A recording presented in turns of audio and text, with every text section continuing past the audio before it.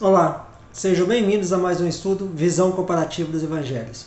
Meu nome é Wellington Lima e hoje nós vamos estudar sobre quando um leproso é purificado. Isso aconteceu na Galileia.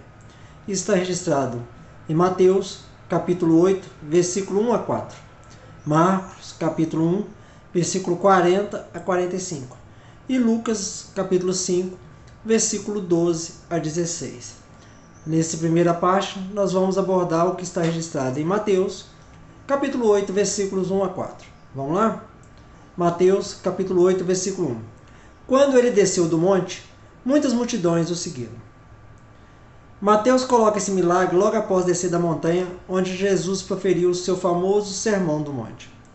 Outros milagres também são apresentados no capítulo 8 e no capítulo seguinte do Evangelho de Mateus, uma sucessão de milagres não menos notáveis do que seus ensinamentos. Milagres que tendiam a confirmar, sem sombra de dúvida, a impressão de seu sermão de que Jesus foi enviado de Deus. Muitas multidões o seguiram. Um grande número daqueles que foram atraídos pela fama de Jesus. Versículo 2. E eis que um leproso veio e prostrou-se diante dele, dizendo: Senhor, se quiseres, podes me limpar. Um leproso. Nenhuma doença com a qual a humanidade foi atingida foi mais terrível do que o que é frequentemente mencionado na Bíblia como a lepra. Ela primeiro se exibe na superfície da pele. A aparência nem sempre é a mesma, mas geralmente se assemelha à mancha feita pela perfuração de um alfinete ou pelas pústulas de uma micose. As manchas geralmente aparecem muito de repente e geralmente se exibem inicialmente no rosto, sobre o nariz e os olhos, e aumentam de tamanho durante vários anos, até se tornarem tão grandes como uma ervilha ou um feijão.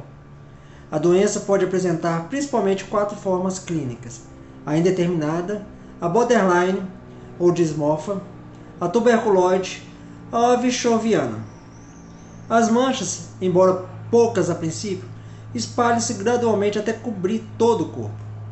Mas, embora a aparência da doença esteja inicialmente na pele, ela está profundamente assentada nos ossos, medula e articulações do corpo. Uma pessoa leprosa poderia viver 20, 30 ou mesmo 50 anos, se recebeu a doença em seu nascimento. Mas seriam anos de miséria indescritível. Os ossos e a medula estariam permeados pela doença. A doença avançava de um estágio para outro com certa e lenta ruína. A vida ainda permaneceria em meio à desolação. As articulações, mãos e pés perdiam seu poder e o corpo entrava em colapso ou caía pedaços de uma forma hedionda e horrível. Existe uma forma de doença na qual ela começa nas extremidades. As articulações se separam. Os dedos das mãos, dedos dos pés e outros membros, um por um, caíam. E assim a doença se aproxima gradualmente da fonte da vida. A miserável vítima estava, portanto, condenada a se ver morrendo aos poucos, assegurando que nenhum poder humano poderia deter por um momento a marcha silenciosa e constante desse inimigo para a sede da vida. Essa doença é contagiosa e facilmente comunicada de um para outro. Atualmente, glória a Deus por isso, a lepra pode ser curada com 6 a 12 meses de terapia com vários medicamentos.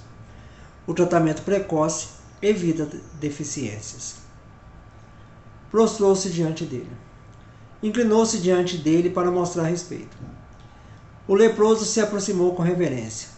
O verbo grego é aquele que só se usa com relação à adoração dos deuses. Sempre descreve os sentimentos e atitudes de um homem frente à divindade. O leproso não poderia dizer a ninguém o que pensava sobre Jesus, mas sabia que na presença de Jesus estava na presença de Deus. Devemos saber que, ao estar na presença de Jesus, nos encontramos ante o amor e o poder do Deus Todo-Poderoso. Se quiseres. Essa foi uma exibição de grande fé e também um reconhecimento de sua dependência da vontade de Jesus, a fim de ser curado. Podes me limpar, me curar. A hanseníase era considerada uma doença imunda e repugnante. Ser curado, portanto, era expresso por ser purificado dela. O leproso se aproximou com confiança. Não duvidava de que se Jesus quisesse, poderia curá-lo. Isto é fé. Nenhum leproso se aproximava de um rabino ortodoxo ou de um escriba. Sabia perfeitamente que eles lhe jogariam pedras para afastá-lo. Mas esse homem se aproxima de Jesus.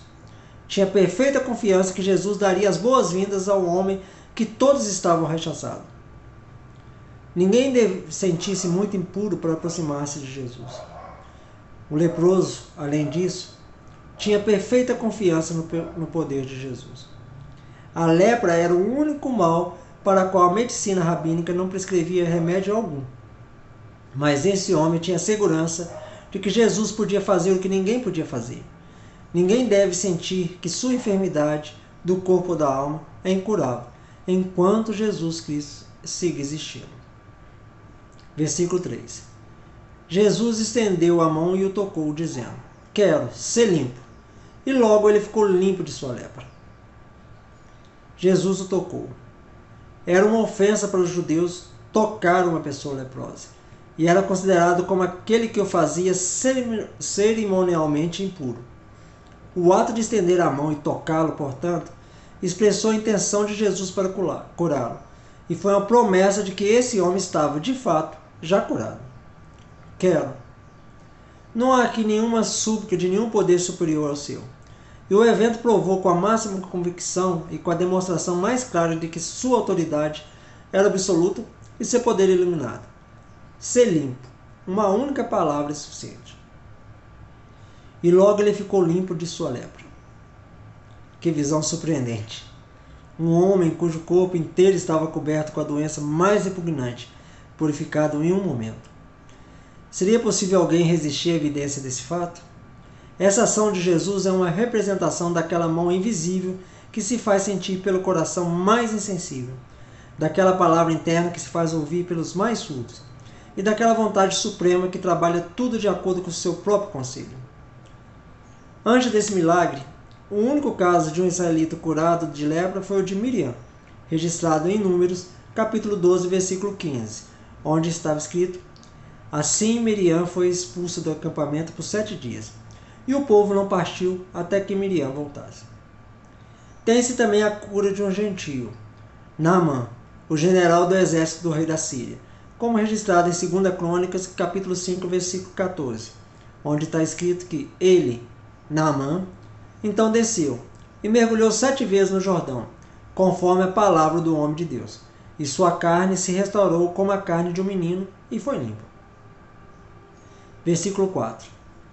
Então Jesus lhe disse: tenha cuidado de dizeres a ninguém, mas vai mostrar-te ao sacerdote, e oferece a oferta que Moisés ordenou, para que lhes haja testemunho. Tenha cuidado de dizeres a ninguém. Este comando deve ser entendido como se estendendo apenas ao tempo, até que ele tenha feito a representação adequada ao sacerdote.